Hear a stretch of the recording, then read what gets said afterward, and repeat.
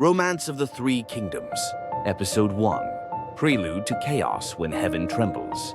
In the late Eastern Han Dynasty, the empire was already in decline. The emperor was a mere figurehead, while real power fell into the hands of court eunuchs and imperial relatives. The infamous group known as the Ten Attendants drained the palace with greed and luxury, and the people suffered under heavy taxation. Barely surviving amid growing discontent, the people's lives were filled with suffering.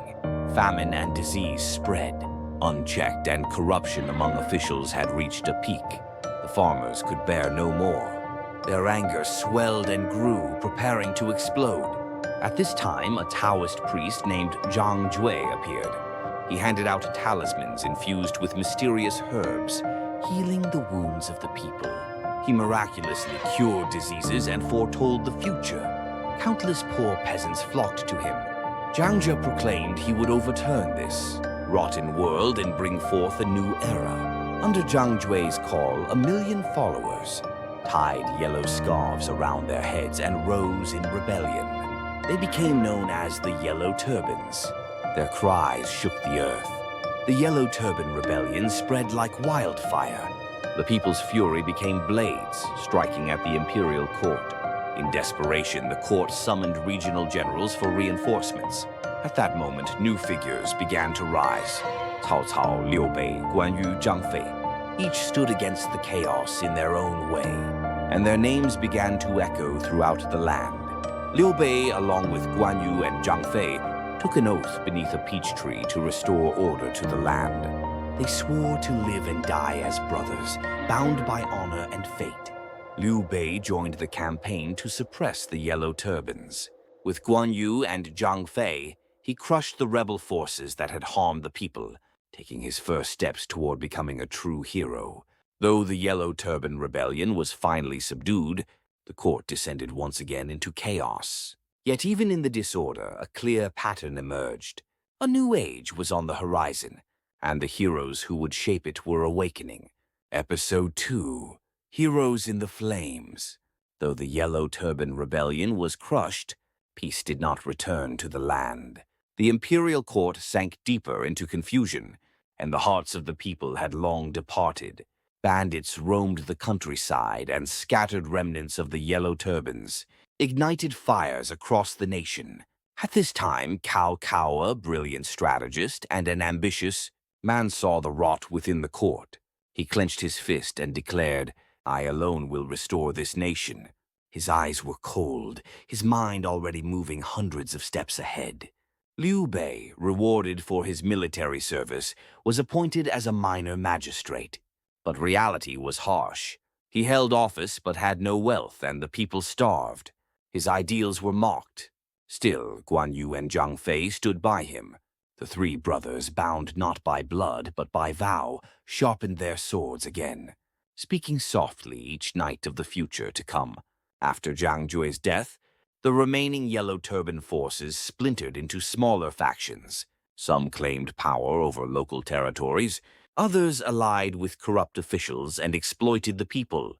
And amidst this, new names began to rise. Yuan Shao, Sun Jian, Liu Yan, Dong Zhuo. The tides of history were slowly shifting. In the capital of Chang'an, a man named Dong Zhuo seized control of the court. Declaring himself the guardian of the throne, he entered the palace with his army. He deposed the young emperor and enthroned a puppet ruler. Dong Zhuo's tyranny knew no bounds. The people called him more fearsome than a tiger. Cao Cao, enraged by Dong Zhuo's actions, attempted to assassinate him. He failed and fled, but the flame within Cao Cao had been lit. There was no turning back. He would write a new era in blood and steel. Yuan Shao formed a coalition to oppose Dong Zhuo. 18 warlords gathered. They came from different regions and bore different banners, but their goal was the same: to destroy the tyrant. Cao Cao joined the coalition with his army. Sun Jian led the vanguard with unmatched bravery. Liu Bei, though with a small force and little equipment, also joined. Their eyes burned with fire. This war was more than a fight for power. It was a battle for their beliefs and their destinies. Dong Zhuo, retreating, burned the capital to the ground. The coalition failed to claim a clear victory and disbanded. But from the smoke and ashes, some still held their blades. They knew this was only the beginning. They were not yet heroes, but surely they were becoming ones. Episode 3. Three Paths, One Destiny. Dongzhuo's tyranny and the burning capital scattered the coalition forces. The war brought no clear victory. Yet in that chaos, a few men grew stronger. Xiao Tao, witnessing the crumbling court, steeled his resolve. This world must be rewritten. He returned north to build his own power, no longer hiding his ambition. Meanwhile, Liu Bei, though he had achieved little, began to understand. A great cause could be built not with power, but with people. I have no titles, but I have hearts beside me. Guan Yu, zhangfei, and others gradually gathered around him. As for Sun Jian, he returned to the south, to Jiangdong. With the reputation he gained on the battlefield, he saw an opportunity to elevate the Sun family. The House of Sun shall become the tiger of the south. Thus, Cao Tao, Liu Bei, and Sun Jian began to walk separate paths. They were not yet rivals. They simply existed, but fate was already aligning their journeys to meet. Cao Tao sought legitimacy through the puppet emperor. Liu Bei stayed close to the people, suffering and sharing with them. Sun Jian aimed to build order through strength and discipline in the south. Their methods were different, but their dreams were the same: to build a better world, and to be the one who shapes its future. The nation remained in chaos. In the west, Ma Teng and Han Sui stirred in the frontier. In the north, Yuan Shao and Gongsun Zan clashed for dominance. In the south, the Sun clan began to lay its foundation. At the center, Cao Cao moved under the name of the emperor. Amidst these shifting currents, Liu Bei's faction remained small and humble, but in his heart lived an unshakable ideal. Some chose power, others chose lineage, and some chose the hearts of the people. Cao Cao commanded with brilliance and strategy. Sun Jian conquered with valor and decisive strikes. Liu Bei earned loyalty with sincerity and tears. Their paths were different, but they would one day converge. When and where, no one knew, but fate would not let them rest. The battlefield grew larger. The emperor held no real power. The people no longer trusted the court. Who would end this age of chaos? The answer was still far off, but three men stood on the path: Cao Cao, Liu Bei, and Sun Jian. And behind their backs, a great legend quietly followed. Episode 4. Blood Oath, Crimson Currents of the South. With the scent of blood still lingering from battle, Sun Jian returned to Jiangdong, the southern land. But he no longer returned as a mere general. He returned as a man with a dream to rule. His return was not a retreat, but a declaration. He had earned fame in the battlefield, and now held the imperial jade seal, a symbol of heaven's mandate. This land will rise, even if I must drench it in my own blood. Behind him marched soldiers, loyal retainers, and a silent boy, his son, Sun Si. The jade seal of the Han, a symbol of imperial legitimacy, now rested in Sun Jian's hands, but he did not return it to the court. He hid it within his house, a future weapon of legitimacy. One day this seal will prove that the House of Sun was destined to rule. Young Sun Si, though still a boy, already carried the spark of his father's ambition. And with that spark, fate had already chosen his path. Jiangdong was fertile and vast, but the weakening court had lost control, and chaos ruled in many corners. Sun Jian moved swiftly, with fearless strikes and clever tactics. He crushed bandits and restored order. I seek not glory, but strength. And with that strength, the will to lead. He was no longer merely a warrior. He was becoming a true leader. In Jiangdong, Sun Jian gathered allies. Young, bold generals, wise, loyal scholars. All were drawn to him. Together they swore an oath. The court is rotten. The people are lost. Our blades will carve a new path for them. It was more than loyalty. It was a vow, a blood oath to shape a new world. But deep within Sun Jian's heart, a shadow stirred. He knew that to hold the jade seal was to hold danger. Cao Cao was on the move. Yuan Shao was expanding his reach in the north. One day they would look to the south. Sun Jian had to act quickly. Before they came for him, he needed to unify Jiangdong and prepare his family for war. Late at night, under a flickering lamp, he stared at the seal and whispered, "Will this seal be our salvation or our doom?" That same night, young Sun Si watched his father in silence. He felt it. The road ahead would be long. But he made his own vow. "Father, I will continue what you began." The blood oath passed from father to son, and their tale flowed into the crimson waves of the south. Quietly but powerfully, the legacy of fate had begun to stir. Episode 5, The Oath of Eastern Wu. In the land of Shu, Liu Bei was still grieving the loss of his sworn brothers, Guan Yu and Zhangfei. Though his heart burned with vengeance, the troubles in the southern region of Nanzhong and disputes in Hanzhong kept him from declaring himself emperor. He needed time to rebuild and time to find an ally. Meanwhile, across the great Yangtze River in the fertile lands of Jiangdong, a young leader was rising in strength and stature. Sun Quan, son of the late Sun Jian and brother of the valiant Sun Si.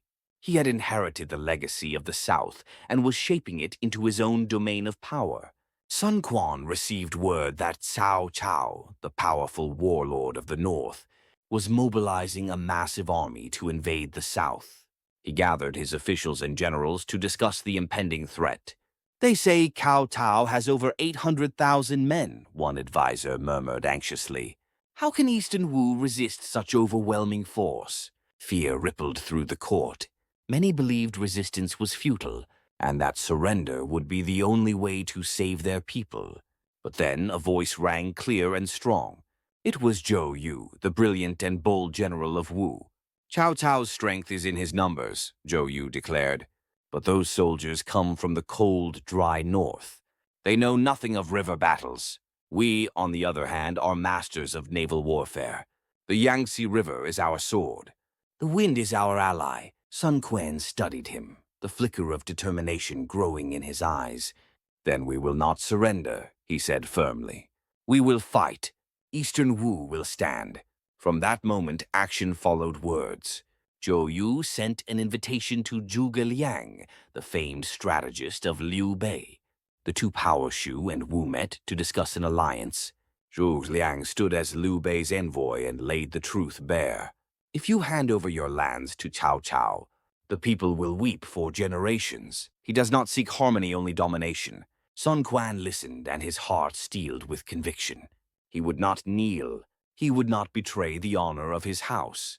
He summoned his generals Lu Su, Huang Gai, Gan Ning, and Ling Tong.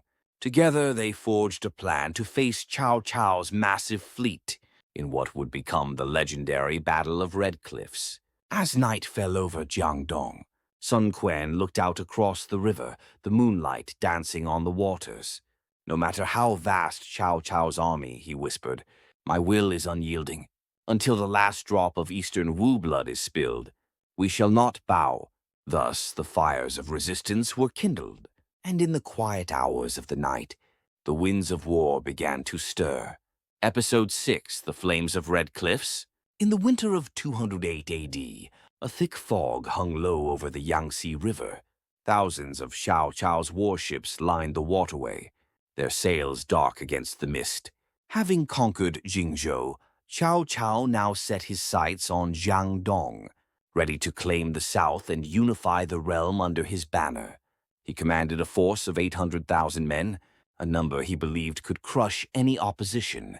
"A battle on the water, yes, but numbers decide all," Cao Cao said with unshakable confidence. He believed the alliance of Shu and Wu was no match for his vast army.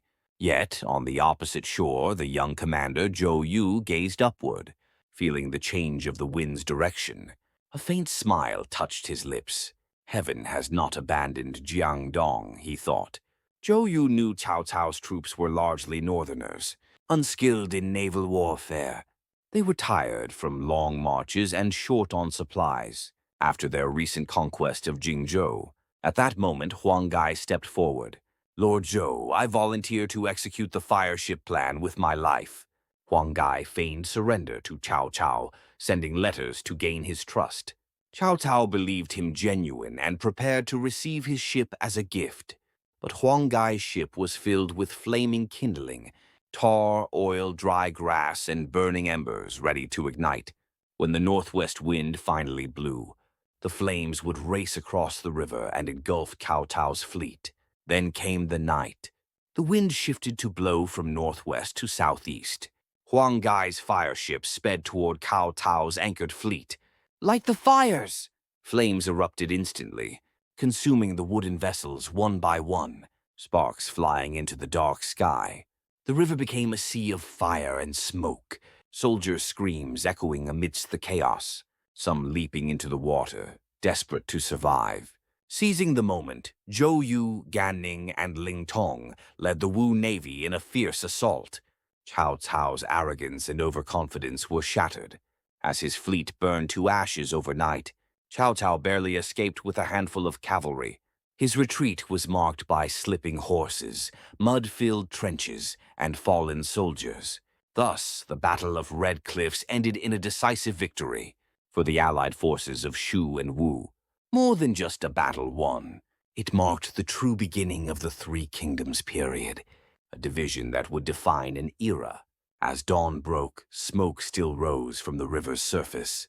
Zhou Yu closed his eyes and whispered softly, "The flame of Jiangdong will never be extinguished." Episode 7, The Sprouting of the Three Kingdoms. The Battle of Red Cliffs had ended, but the embers it left behind continued to burn, not on the river but in the hearts of men. Cao Cao limped back to Xuchang, his pride wounded more than his body. His dream of unifying China under his rule had crumbled, at least for now. Yet peace did not return to the land. In fact, true chaos had only just begun. In the south, Sun Quan stood tall as the guardian of Jiangdong. The victory at Red Cliffs had elevated his name, but it also brought a heavy burden. Should he now stand alone, or ally with Liu Bei, whose presence in the region was growing rapidly? Liu Bei, guided by the brilliant strategist Zhuge Liang, had begun to expand his influence in the region of Jingzhou. But Liu Bei wanted more than just survival. He sought a realm of his own. His kindness and humility won the hearts of the common people. They whispered stories of the man who wept with farmers and shared his meals with the poor. To restore peace to the realm, Zhuge Liang told him, we must build strength, and strength begins with land. Zhuge Liang's eyes were already set on Yi Province, a fertile land in the west, ruled by the hesitant warlord Liu Zhang. Meanwhile, in Jiangdong, Commander Zhou Yu fell ill. Though young and gifted, his battles, especially of wit against Zhuge Liang, had taken their toll. If only Zhuge Liang did not exist, he whispered bitterly, coughing blood into a cloth. Not long after he passed away. With Zhou Yu gone, Song Quan made a bold decision. We shall give Liu Bei control of Jingzhou, he declared, and guard the east ourselves. That single choice would define the power structure of the next decades. Soon after, Liu Bei made his move. He marched westward, coaxing and negotiating until Liu Zhang yielded Yi Province. Thus, Liu Bei established his own kingdom, Shuhan, with Chengdu as his capital. Now, three powers had formed. Cao Cao, the tiger of the north, ruled Wei. Sun Quan, the dragon of the east, reigned over Wu. Liu Bei, the benevolent phoenix of the west, led Shu. The flames of Red Cliffs had ignited, the beginning of a threefold division of China, a chapter that would shape the destiny of the nation. And so began the true saga of the Three Kingdoms. Episode 8, Zhuge Liang's First Step, the prelude to southern and northern campaigns. The land was now divided into three: Wei, Shu, Wu. Each had their ruler. Each had their own vision of peace. But in a world of one heaven, there could be only one true mandate. Cao Cao, the cunning tiger of the north, had passed away. His son, Cao Pi, seized the imperial throne from Emperor Xian and declared himself the first emperor of Wei. It was a political coup masked in royal ceremony, but it shook the foundations of loyalty and tradition. In the west, Liu Bei watched the events unfold. He said nothing for a long while. Then he rose from his seat and declared, "The Han must not fall. If no one else will protect it, then I shall." He crowned himself Emperor of Shu Han, claiming to uphold the true Han lineage. But Liu Bei's time was short. Tensions with Wu had grown brittle. The death of Guan Yu, his sworn brother, shattered his spirit. Fueled by grief and rage, Liu Bei launched a campaign against Wu and met disaster at the Battle of Yiling. Thousands perished. The dreams of a united front were buried with them. Liu Bei, ill and broken, retreated to Baidi Fortress. Everything I could not do. Before he died, he summoned Zhuge Liang, his chancellor and confidant. "You must now accomplish." With those words, Zhuge Liang became the soul of Shu. His first task was not to march north, but to stabilize the south. In the jungles and mountains of Nanzhong, a fierce tribal king named Meng Huo resisted all rule. He would not bow. He would not listen. But Zhuge Liang did not use fear. He used patience, who captured Meng Huo not once, but 7 times, and each time he let him go. "Victory through compassion," Zhu Lang whispered. "Only then will peace endure." At last, Meng Huo fell to his knees. "I submit, not to your army, but to your virtue." The south was quiet. The people embraced the banner of Shu. The fields flourished, and Zhuge Liang looked to the stars. "The time has come," he murmured, "to reclaim the north." Thus began the legendary northern campaigns, not for land, but for honor, for duty, and for the legacy of the Han. The war of strategy, of loyalty and sacrifice, had truly begun. Episode 9, the beginning of the Northern Expedition, a crack in the Three Kingdoms. Zhuge Liang never desired the throne. He wore plain robes, sat in candlelit chambers, and governed with a brush rather than a sword. But no one understood the emperor's will better than him, and his loyalty burned brighter than any crown. A year after pacifying the south, Zhuge Liang unrolled his maps and drew a red line with trembling precision. "We shall depart from Qishan and advance to Chang'an." Thus began the northern expedition. To the people it was hope. To the soldiers it was duty. To Zhuge Liang it was legacy. Among 5 strategic paths, he chose the most dangerous. Qishan route, mountains, famine, harsh terrain, but also the path with least resistance. If one knew how to win hearts, not just battles, he trained his soldiers, not only in warfare, but in compassion. "No pillaging," he commanded, "no cruelty. This is not a war of conquest, but a march for justice." His first target, the fortified city of Tianshui, guarded by Hao Zhou and Hao Hui of Wei. But Zhuge Liang did not charge. Instead, he sent letters to the townsfolk, to the soldiers. Letters filled with history, sorrow, and hope. "The Han has not forgotten you. This war is not for land, but for the people who suffer." Within days, rumors spread. Citizens whispered in the dark. Some guards laid down their weapons. Others opened gates in silence. Tianshui surrendered, not to blades, but to belief. In the north, Wei trembled. Cao Rui, the emperor of Wei, summoned his council. Panic, anger, disbelief. But one man, quiet in his seat, observed without a word. "Sima Yi," he said only one thing. "Do not underestimate him. Zhuge Liang does not conquer cities. He conquers the human heart." That was his genius. A war not of ambush and fire, but of minds and wills. The Qishan campaign had just begun, but already the world was watching, and under the cold moon, Zhuge Liang gazed at the sky and murmured, "If I win their hearts, perhaps the Han may rise again." Episode 10, The Shadow of Sima. Yi when blades of wisdom collide. The clouds thickened above the Qishan mountains. But Zhuge Liang's march did not slow. His army moved with silent resolve, not for conquest, but for a dream long buried beneath the ashes of time. The southern campaign was behind them. Now the road north twisted like fate itself. In the capital of Wei, confusion reigned. Generals fell ill, whispers spread. and from the silence, a single man stepped forward.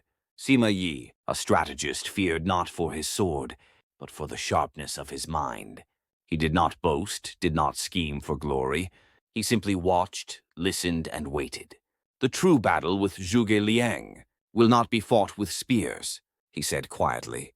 It will be fought with breath and time. Sima Yi set out toward the western front, but before he left, he called a single guard to his side. While I am gone, the court will stir. Let them. This war is between me and him. Far away, Zhuge Liang spread a new map before him. He pointed not to Chang'an, but to Jinyang, a smaller, more vital artery of Wei's supply and communication. If I take Jinyang, Wei will lose its breath. But Sima Yi had already anticipated this. He, too, moved toward Jinyang, one step behind, but never out of reach. A storm broke across the land. Rain fell for days. Rivers swelled, roads vanished, supplies thinned. Zhuge Liang's troops grew weary, their rations halved. Yet their spirits stood tall until the final grain was counted. Desperation crept in. And then Zhuge Liang revealed his secret. He had built wooden oxen and flowing horses, ingenious supply carts that mimicked beasts of burden. Even nature could not stop his resolve. But Sima Yi watched all this from afar. He saw the wooden contraptions. He read the silence in the wind. He does not fight with fire, Sima Yi muttered. He fights with breath. Still Sima Yi did not strike. He waited. And finally, Zhuge Liang's army ran out of food. The army wavered. Murmurs spread among the soldiers. Retreat seemed inevitable. But the prime minister did not panic. Instead, he spread out a scroll and calmly began to write. Chapter 8 of War. A retreat is not defeat, but the breath before the next attack. He ordered a full withdrawal. Not in panic, but with precision. He left empty camps, false barricades, and rumors. Zhuge Liang has set a trap behind Jinyang, some said. A great ambush lies in wait. Sima Yi, cautious by nature, paused. He did not attack. And so Zhuge Liang lived to fight another day. Beneath the starless sky, he looked upward and whispered, "This single move has bought me 6 more months. Please subscribe and like notifications. Let's talk about the 3 kingdoms."